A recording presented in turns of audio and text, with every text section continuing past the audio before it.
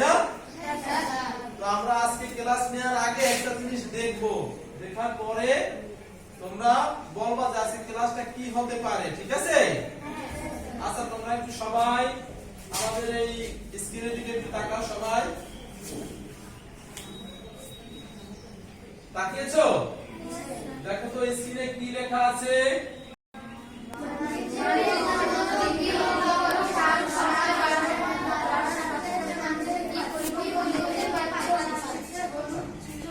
তাহলে কি কি পরিবর্তন তোমরা দেখতে পাচ্ছ মানচিত্রে? হলুদ যে চিহ্ন গুলো দেওয়া,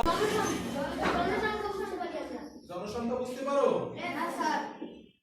আর একটা জিনিস আছে মানচিত্রে লেখা আছে, মানচিত্র মনোযোগ দিয়ে লক্ষ্য করো, সাল এবং সময় বাড়ার সাথে সাথে মানচিত্রে কি পরিবর্তন দেখতে পাচ্ছ তোমরা? একটু চিন্তা করো, আগে একটু চিন্তা করো, চিন্তা করার পরে তোমরা আমাকে বলবা যে এটা কি কি পরিবর্তন লক্ষ্য করা যায়।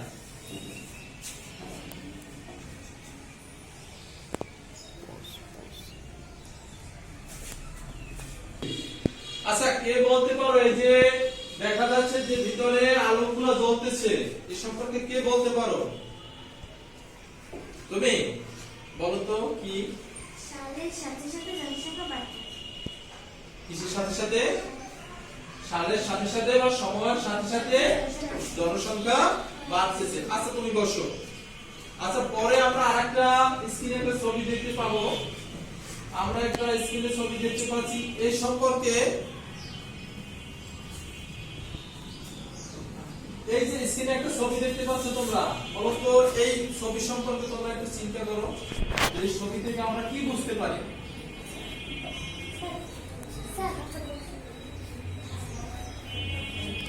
একটা দুইটা তিনটা চারটা ছবি আছে, এই চারটা ছবি সম্পর্কে তোমরা কি বুঝতে পারো? লেখা আসবে একটা।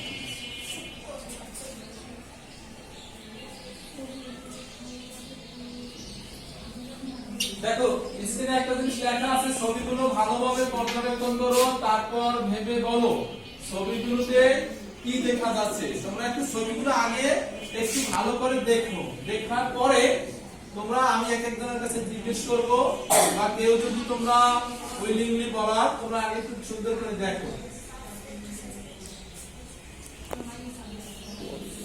কয়টা ছবি এখানে? চারটা ছবি। এই চারটা ছবি দিয়া তোমরা কে কি বুঝতে পারো? একটু হাত তোলবা, কে বুঝতে পারো তুমি? বলো।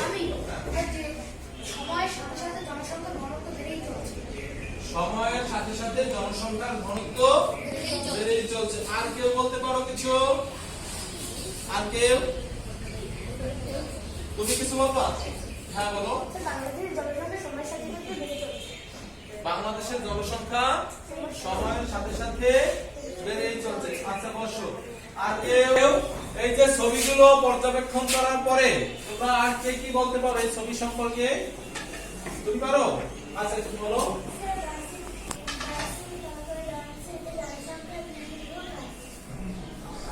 বাসে এবং লঞ্চে মানে জনসংখ্যা বেশি হওয়ার কারণে বাসে এবং লঞ্চে চলাফেরায় খুব সমস্যা হয়। আচ্ছা গুড, আপনারা হাতে তালি দাও। ধন্যবাদ, ধন্যবাদ। বসো। আর কে বলতে পারো? আমরা দেখি তাহলে আজকে আমাদের পাঠের বিষয় কি? বাংলাদেশের জনসংখ্যা বৃদ্ধির হার। সবাই বুঝতে পারছো? আজকে আমাদের পাঠের বিষয় কি? জনসংখ্যা বৃদ্ধির হার। তার সাথে আরেকটা জিনিস তোমরা একটু দেখো যে এইখানে স্ক্রিনে এটা কি আছে, এই থেকে এই পর্যন্ত এটা কি বলে? এটা হচ্ছে কোন দেশের মানচিত্র? বাংলাদেশের মানচিত্র। দেখো মানচিত্রে একটা জিনিস তোমরা একটু লক্ষ্য করো, সবচেয়ে উত্তর, এটা হচ্ছে মানচিত্রের উত্তর দিকে, উত্তর দিকের সবচেয়ে বিভাগ, সেই বিভাগের নাম কি? কে বলতে পারো? বলো, তুমি বলো। রংপুর।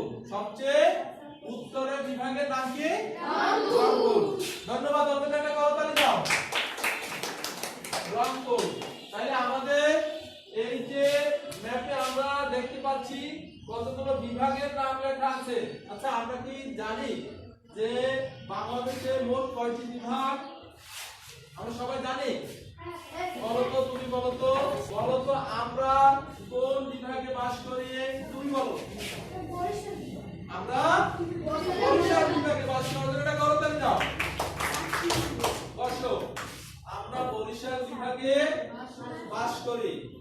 তো আমরা এতক্ষণ কি শিখলাম? জনসংখ্যা বৃদ্ধির হার।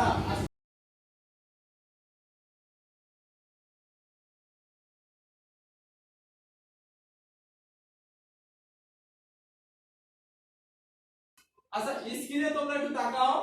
স্ক্রিনে একটা বিষয় আছে যে জনসংখ্যা সারণীটি মনোযোগ দিয়ে দেখো। ঠিক আছে?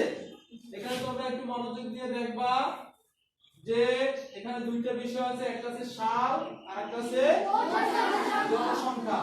তাহলে সাল ও জনসংখ্যায় এখানে 1974 সালের একটা পরিসংখ্যানে জনসংখ্যা আছে 7,64,00,000। 1981 সনে আছে 8,99,00,000। এরপরে দেখে 1991 এর আবার একটা পরিসংখ্যান আছে, দেখছো?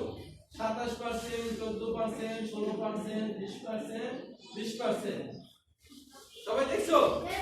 এখন তার নিচে আরেকটা জিনিস লেখা আছে যে বাংলাদেশে বছরে 1.2% হারে জনসংখ্যা বৃদ্ধি পাচ্ছে। তাহলে আমরা সবাই বলতে পারবো যে বাংলাদেশে কত পার্সেন্ট জনসংখ্যা বছরে বৃদ্ধি পাচ্ছে? হ্যাঁ, বলো 1.2%। ধন্যবাদ, আপনাকে করতালি দাও। দেখো পরবর্তী আরেকটা স্ক্রিনে আমাদের কি আছে সবাই একটু লক্ষ্য করো এইদিকে।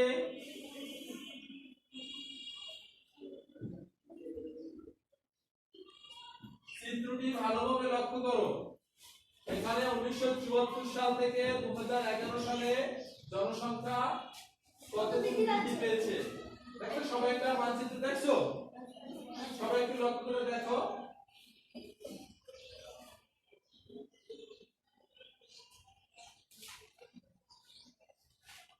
এখানে 1974 থেকে 2011 সালে এই 37 বছরে বাংলাদেশের জনসংখ্যা কতটুকু বৃদ্ধি পেয়েছে? প্রায় দ্বিগুণ বৃদ্ধি পেয়েছে। কিন্তু 1974 থেকে 2011 সালে এই 37 বছরে প্রায় দ্বিগুণ জনসংখ্যা বৃদ্ধি পেয়েছে। সবাই তোমরা দেখছো? পরবর্তী স্লাইডে আমরা দেখি কি আছে। কি দেখতে পাচ্ছ তোমরা? মানচিত্র। তারপরে কি আছে? পরের স্লাইডে আমরা কি দেখতে পাচ্ছি? মানচিত্রের মধ্যে কি দেখতে পাচ্ছি আমরা? জনসংখ্যা। তাহলে আমরা এই মানচিত্রের মধ্যে জনসংখ্যায় আমরা কি বুঝতে পারি? একটি দেশে বাস করে তাকে জনসংখ্যার ঘনত্ব বলে। এখন আমরা জনসংখ্যার ঘনত্ব কাকে বলে আমরা বুঝতে পারবো? আচ্ছা ঠিক আছে। বাংলাদেশের জনসংখ্যার ঘনত্ব কত জন? পরবর্তী স্লাইডে কি দেখতে পাচ্ছি? 2011 সালে বাংলাদেশের জনসংখ্যার ঘনত্ব ছিল প্রতি বর্গ কিলোমিটারে কত জন? 1015 জন। 1015 জন।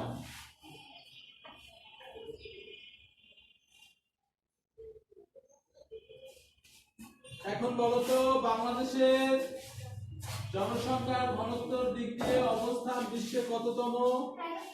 জনসংখ্যা ঘনত্বের দিক থেকে বাংলাদেশের অবস্থান কততম? এটা তোমরা আগে এখন খাতা বের করো। আমরা তোমরা খাতায় লিখবা। সবাই খাতা বের করো।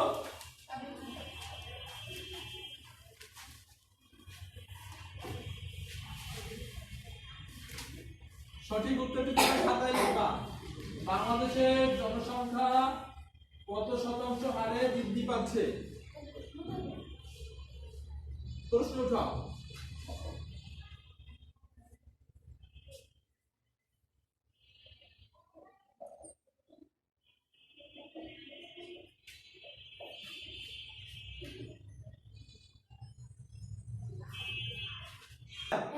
আচ্ছা আমি একটু দেখি তোমরা কি লিখেছো।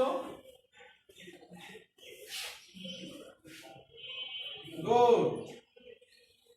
বসো, তোমারটা লিখছো দেখি, লিখছো দেখি।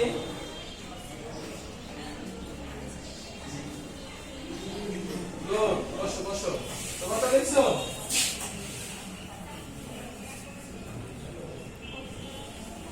গুড। আচ্ছা তোমরা সবাই লিখছো না?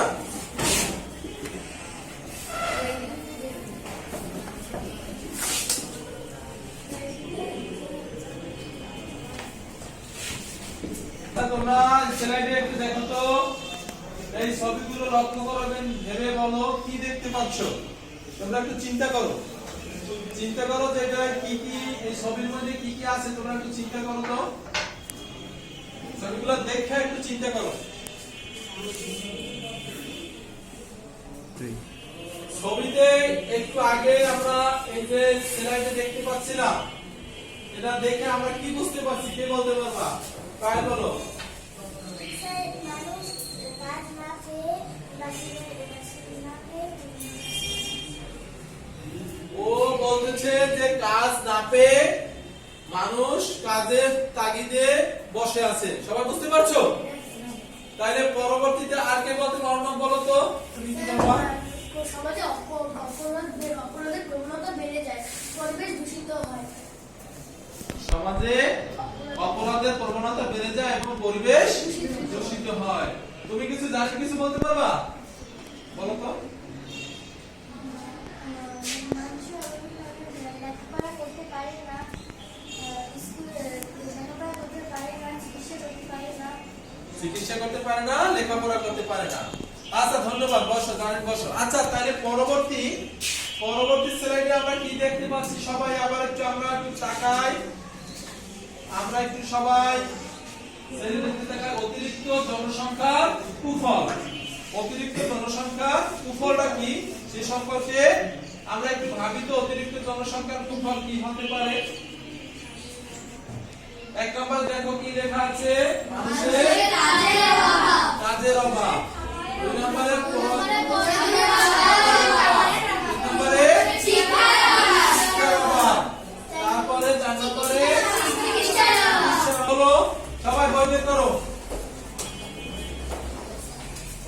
বইয়ের তোমরা 66 পৃষ্ঠা, বইয়ে তোমরা 66 পৃষ্ঠা বের করো সবাই। করছো? আচ্ছা করো, ভালো। এখন তুমি দিয়া, তুমি একটু বলো, তুমি একটু বলো তো। জনসংখ্যা বৃদ্ধি বিভিন্ন সময় আদমশুমারি থেকে নেওয়া বাংলাদেশের জনসংখ্যা সম্প্রতি 6 লক্ষ করোড়। বাংলাদেশের জনসংখ্যা 37 বছরে প্রায় দ্বিগুণ হয়ে গেছে। সর্বশেষ হিসাবে অনুযায়ী বছরে 1.2% হারে জনসংখ্যা বৃদ্ধি পাচ্ছে। এই বৃদ্ধির হার 1970 সালের থেকে কম। অর্ণব, এবার তুমি করো। একটি দেশে প্রতি বর্গ কিলোমিটারে যতজন লোক বাস করেন তাকে জনসংখ্যার ঘনত্ব বলে। যেহেতু আমাদের দেশের আয়তনের কোনো পরিবর্তন হচ্ছে না, তাই সময়ের সাথে সাথে জনসংখ্যার ঘনত্ব বেড়ে যাচ্ছে। 2011 সালের জনসংখ্যার ঘনত্ব ছিল প্রতি বর্গ কিলোমিটারে 1015। কাজ হবে কি? দলের কাজ।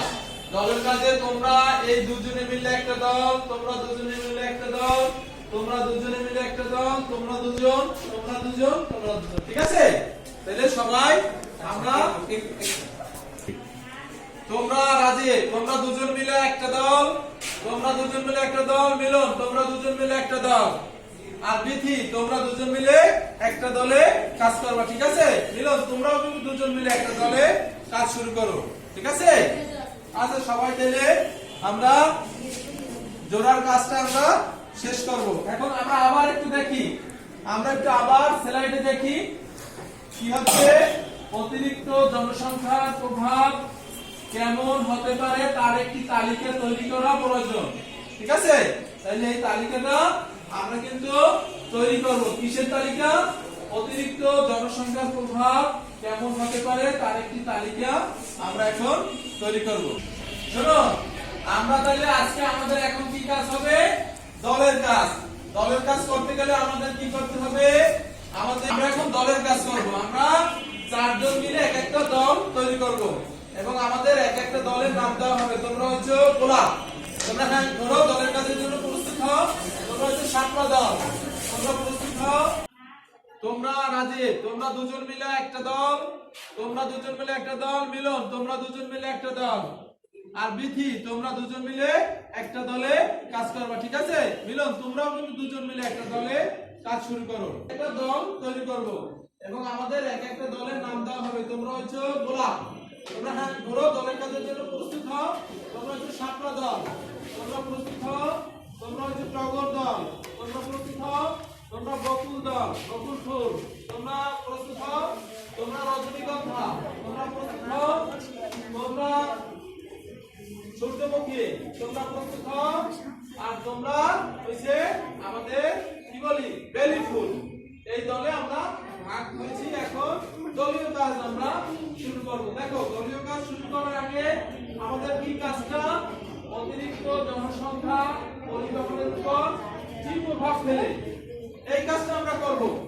অতিরিক্ত জনসংখ্যা পরিবহনের উপর কি প্রভাব ফেলে বেলি দল, তোমরা বুঝতে পারছো? কি বুঝতে পারছো তোমরা? কাজ করতে দিলাম। আমি এবার তোমাদের একটু খাতা দেখি তোমরা কি কি লিখেছো। বসো তুমি।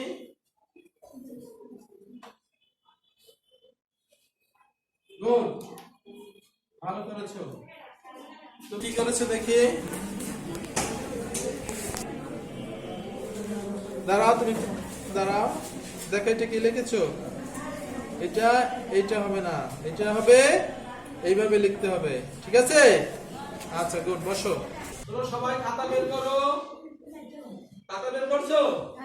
তোমরা খাতা বের করে এই জিনিসটা আগামী দিনে বাড়ির কাজ হচ্ছে জনসংখ্যা বৃদ্ধির একটি গ্রাফ তোমরা তৈরি করে আগামী দিন সবাই নিয়ে আসবে। সবাই লিখছো?